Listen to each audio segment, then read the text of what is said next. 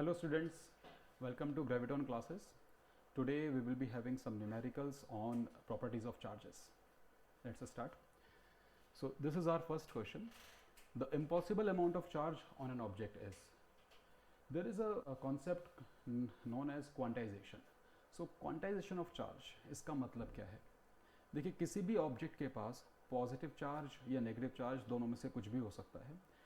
Positive charge का होना it means उस ऑब्जेक्ट ने certain number of electrons lose कर दिए. नेगेटिव चार्ज का होना means there are some excess electrons within that object. Okay, but electrons जब भी किसी ऑब्जेक्ट में मूव करेंगे या जब उस ऑब्जेक्ट से बाहर की तरफ मूव करेंगे, they will always be in an integral number in count. Means we cannot have 5.5 electrons or 2.5 electrons. Electrons will either be complete 2 or complete 5.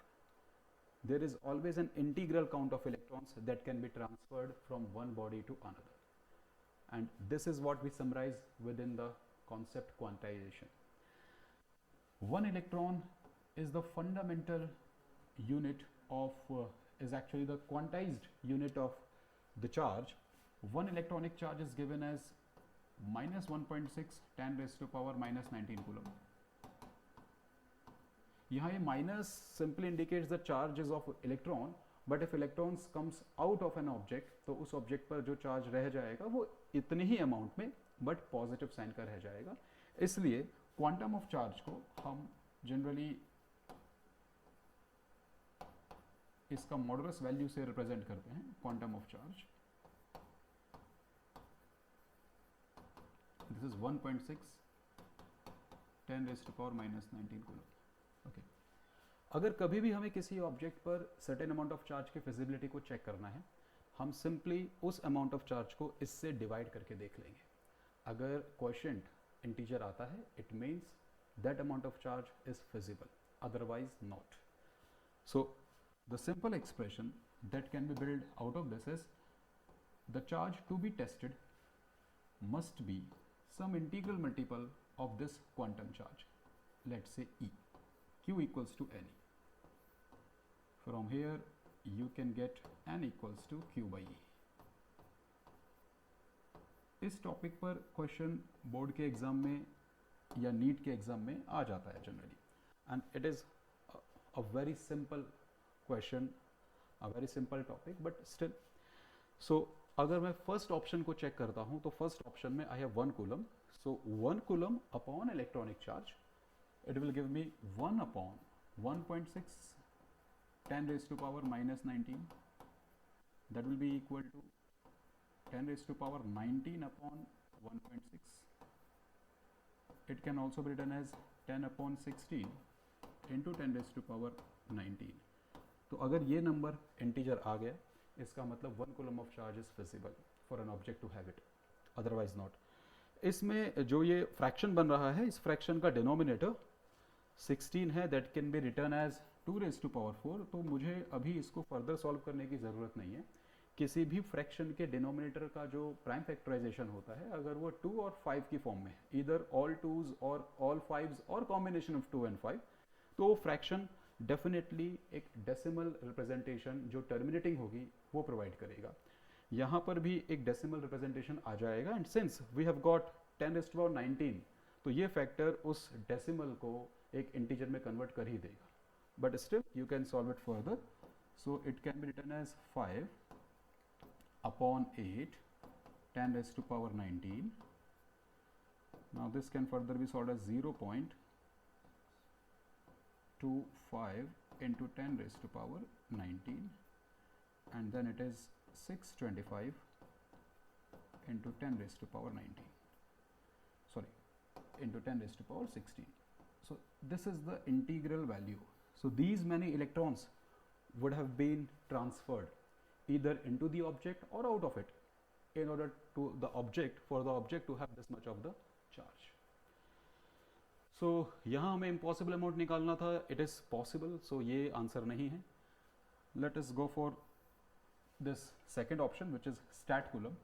Stat coulomb is actually CGS unit of electric charge, and the conversion factor is 1 stat coulomb is equal to 1 upon 3 into 10 raised to power minus 9 coulombs. So I have to check one stat coulomb. It means I have to check this much of coulomb. So जैसे हमने इससे पहले किया था, we have to simply divide the charge by the electronic charge value. So n should be 1 upon 3 into 10 raised to power minus 9 whole upon 1.6 into 10 raised to power minus 19. अगर ये expression integer आ जाता है, it means one stat coulomb charge is also feasible charge for a system to have. यहाँ से आपके पास आ रहा है 1 upon 4.8 into 10 raise to power 10. अगर हम इसको थोड़ा एनालाइज करें तो इसके डिनोमिनेटर में 3 है, हमने ये 3 यहाँ से मल्टीप्लाई किया है इसके अंदर. तो अगर किसी भी नंबर के प्राइम फैक्टराइजेशन में 3 एज अ फैक्टर आ जाए तो उस नंबर की जो डेसिमल रिप्रेजेंटेशन होती है वो नॉन टर्मिनेटिंग हो जाएगी. यहाँ पर भी आपके पास एक नॉन टर्मिनेटिंग डेसिमल रिप्रेजेंटेशन आएगी बिकॉज ऑफ दिस 3. और नॉन टर्मिनेटिंग होने का मतलब है कि आप उसके बाद 10 की कितनी भी पावर मल्टीप्लाई कर लो, it will never become an integral value. So this is not a feasible amount of charge. So 1 coulomb is feasible, 1 stat coulomb is not feasible. Then we have this third option, 3.2 into 10 raised to power minus 20. We can see here we have 10 raised to power minus 20 means it is even lesser than the amount of charge carried by one electron. So this cannot be the answer. Hence the final answer should be option D, means B and C both are impossible amount of charges for an object to have. Okay. Next, a soap bubble is given a negative charge, then its radius. So the question is, what happens to the radius of a soap bubble if it has been given certain amount of charge? Question में negative charge देने की बात हुई है, but हमारा जो answer होगा it won't very अगर आप उसको पॉजिटिव चार्ज दो तो भी. सो अगर आपके पास ये सोप बबल है, सोप बबल पर आपने पॉजिटिव या नेगेटिव चार्ज अगर इस पर डाल दिया है, what will happen?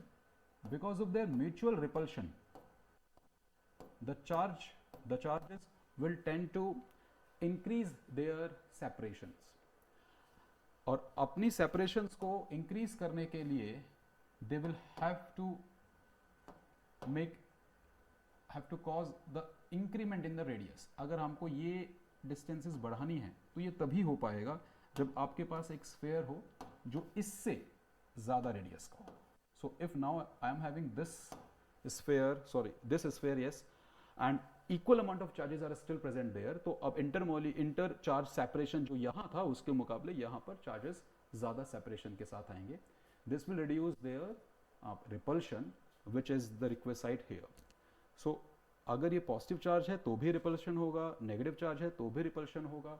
तो रेडियस को अगर इंक्रीज कर दिया जाए तो रिपल्शन कम हो जाएगा, and this will be the tendency of the charges. So answer is then the radius will increase. B option. Okay, so then a body can be negatively charged by, ये तो अभी हमने कुछ देर पहले फर्स्ट क्वेश्चन में discuss कर लिया. कोई भी ऑब्जेक्ट हम जानते हैं कि दो तरह के चार्जेस से मिलकर बना होता है. Means an object is composed of atom and atom further is composed of protons, electrons and neutrons. Neutrons are neutral particles, but electron and protons they do carry charges. तो अगर कोई ऑब्जेक्ट अगर हम उसकी डिफॉल्ट स्टेट में देखें तो in the default state there will be no charges, no net charge. Number of electrons will always be equal to number of protons. लेकिन अगर ऑब्जेक्ट ए में से ऑब्जेक्ट बी में सपोज कीजिए कि certain number of electrons transfer कर जाते हैं, this will cause the object A to carry positive charges now and equal amount of negative charges will be there on object B. So जिसने electrons lose किए हैं that body will definitely have positive charges and the object which has gained those electrons will become negatively charged. Okay. So the body can be negatively charged by giving excess of electrons. Yes, option A is correct. Removing some of the electrons, no, it will cause positive charges. Giving some protons, again, it is practically not possible, but yes, if it happens somehow, तो उस object को positive charge ही मिलेगा. And removing the neutrons will not make a difference because neutron themselves are neutral bodies. Okay. One metallic sphere A is given positive charge, whereas another identical metallic sphere of exactly same mass of A is given equal amount of negative charge. Then, okay, so the object says, इस question में कहा गया है कि अगर आपने एक object को पॉजिटिव चार्ज दिया है और दूसरे ऑब्जेक्ट को नेगेटिव चार्ज दिया है और ये दोनों ओरिजिनली बिल्कुल एक जैसे थे, आइडेंटिकल थे, means they were having same masses. Initially m1 was equal to m2 before the charges were given. तो चार्जेस देने से पहले अगर वो इक्वल मास के थे तो चार्जेस देने के बाद उनके मासेस में कोई चेंज आएगा कि नहीं आएगा. हमने अभी पिछले क्वेश्चन में ही डिस्कस किया कि आप अगर किसी ऑब्जेक्ट को चार्ज देना चाहते हैं तो आपको उसमें से या तो इलेक्ट्रॉन्स निकालने होंगे या तो उसको इलेक्ट्रॉन देने होंगे. अगर इस सिचुएशन से मैं इस सिचुएशन में आना चाहता हूं तो इस ऑब्जेक्ट ने डेफिनेटली कुछ इलेक्ट्रॉन्स बाहर निकाले होंगे. Electrons are subatomic particles जिनके पास चार्जेस तो होते ही हैं, साथ साथ they also have mass. So whenever transfer of electron take place it is always along the mass also. So जितने भी इलेक्ट्रॉन्स यहाँ से आएंगे, mass being their intrinsic property, it will also be carried along with the electrons. इसलिए जो losing body होती है, the body which is losing the electrons will definitely have a loss of mass also. जो gain कर रहा है electrons को, उसका जो मास है वो कुछ बढ़ जाएगा, depends upon the number of electrons that are being transferred. So अगर before the charges were given the two bodies were identical and hence had same masses, but now after they have been charged, m1 dash and m2 dash let's say won't have same mass, same value. m1 dash will be reduced, means it will be lesser than m1 because some of the electrons have been lost, while those electrons have been captured by this body along with their masses also. Hence the mass of the object, new mass of the object, that is m2 dash, will be now more than m2. So m1 की value कम हो गई है और m2 की value बढ़ गई है, hence answer should be this. So as per the question, this was sphere A and the second sphere was, I think, B. It's given positive charge. Yes, second sphere was sphere B. So new mass of sphere B will be more than the new mass of sphere A. So mass of B increases. This should be the answer. This is your answer. Option D. Okay. When 10 raised to power 14 electrons are removed from a neutral metal sphere, the charge on the sphere becomes 10 raised to power 14. Okay. So let us suppose this is a neutral metallic sphere और आप इसमें से electrons को बाहर निकाल रहे हो. Removing one electron will cause 1.6 into 10 raised to power minus 19 coulomb of charge. एक इलेक्ट्रॉन को निकाला मतलब इतना चार्ज इसके पास आ जाएगा पॉजिटिव. अगर आपने जो नंबर ऑफ इलेक्ट्रॉन्स निकाले हैं वो 2 हैं तो it will be multiplied by 2. Similarly it will be multiplied by 3 अगर 3 इलेक्ट्रॉन्स हैं. यहाँ क्वेश्चन में आपसे कहा गया है कि आपने 10 raised to power 14 इलेक्ट्रॉन्स निकाले हैं. सो 10 raised to power 14 इलेक्ट्रॉन्स में से सभी इक्वल चार्जेस कैरी करते हैं and the total charge that would be carried by all of those 10 raised to power 14 electrons will be this much. So in total इतना charge इस sphere में से loss हो जाएगा. So the answer should be 1.6 into 10 raised to power minus 5 coulombs. Okay, so इसको अगर हम option से मैच कराने की कोशिश करते हैं then we will have 16 into 10 raised to power minus 6 coulomb, and this 10 raised to power minus 6 coulomb is written as micro, so the answer should be 16 micro coulomb. and the polarity, since electrons have been removed, so the polarity of the charge will be positive, 16 microcoulomb. So option A is correct.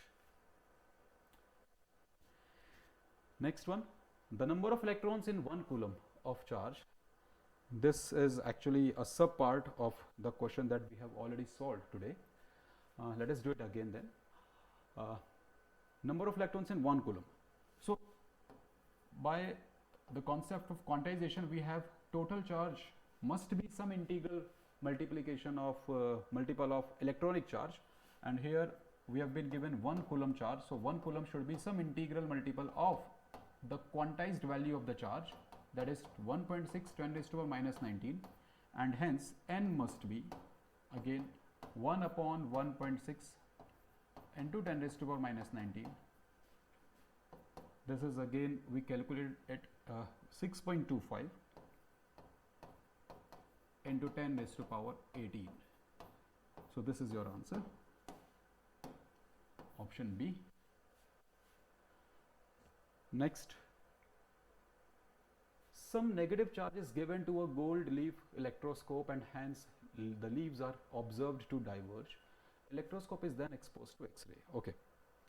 See, what is an electroscope? Electroscope is a simple device. इसमें एक gold की leaf हम लेते हैं, उस leaf के आगे चलकर दो पार्ट्स हो जाते हैं. There are two strips and this is contained in some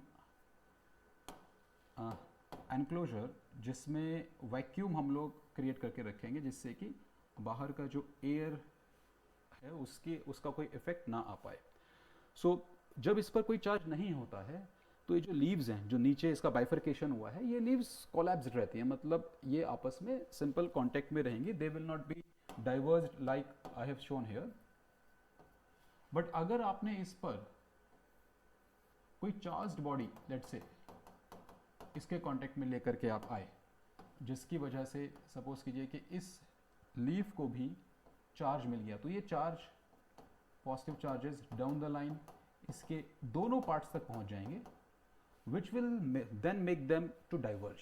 तो डाइवर्जेंस इसलिए है क्योंकि दोनों ही लीव्स पर सिमिलर चार्ज है. अगर यहाँ पर ये बॉडी नेगेटिवली चार्ज होती तो भी ये जो लीव्स हैं ये डाइवर्ज कर जाती. सो इलेक्ट्रोस्कोप का जो यूज़ है, जो एप्लीकेशन है, वो ये पता लगाना है कि कोई ऑब्जेक्ट चार्ज्ड है कि नहीं है. Let us suppose I want to check this pen whether it is charged or not, then I will simply bring this into contact with this electroscope leaf.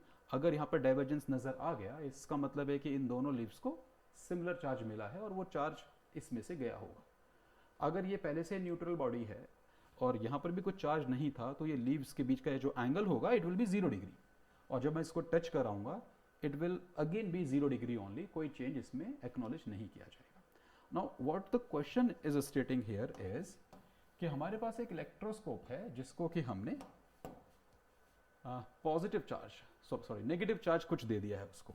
तो जब आप उसको नेगेटिव चार्ज दे देंगे तो उसकी जो लीव्स हैं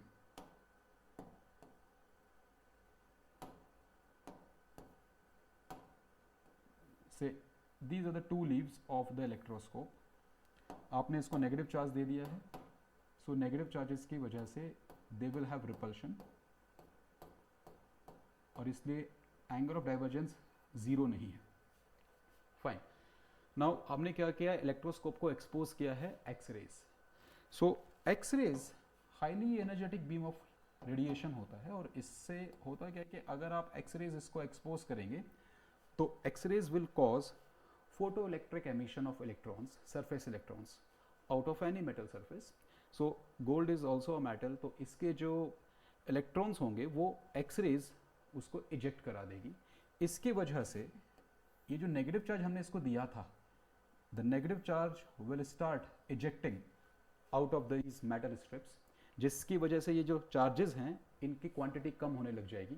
जैसे जैसे क्वांटिटी कम होती चली जाएगी, ये जो एंगल ऑफ डाइवर्जेंस था ये कम होता चला जाएगा, एंड इवेंचुअली ये जो इलेक्ट्रोस्कोप है it will become almost undiverged. ये एंगल इनके बीच का ऑलमोस्ट 0 हो जाएगा, ये वाला एंगल इट विल बिकम 0.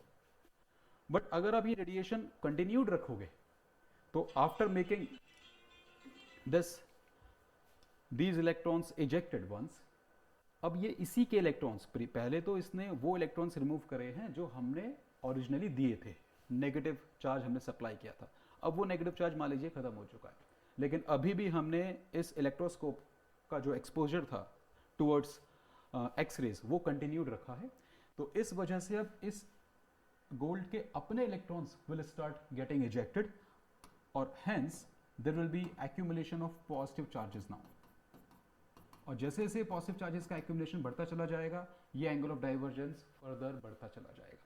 तो पहले there was some angle of divergence indicating the presence of negative charges on both of the leaves, then there was a reduction in the quantity of charges, negative charges on the leaves, जिसकी वजह से ये angle कम होता चला गया, but हमने अपना जो एक्सरेज का एक्सपोजर था वो कंटिन्यूड रखा, जिसकी वजह से अब इन गोल्ड लीव्स के अपने इलेक्ट्रॉन्स इजेक्ट होने चालू हो गए एंड इवेंचुअली इन दोनों पर पॉजिटिव चार्ज आ गया और उसकी वजह से दोबारा से डाइवर्ज करने लग गए। So the answer should be the divergence of leave will not be affected, no, the leaf will be diverged further, no, it will first collapse, will become neutral, the leaves will first converge and then diverge again. Yes, this should be the answer. I hope we have got these questions understood. In case of any doubts or queries, you can write it down on the channel. Thank you.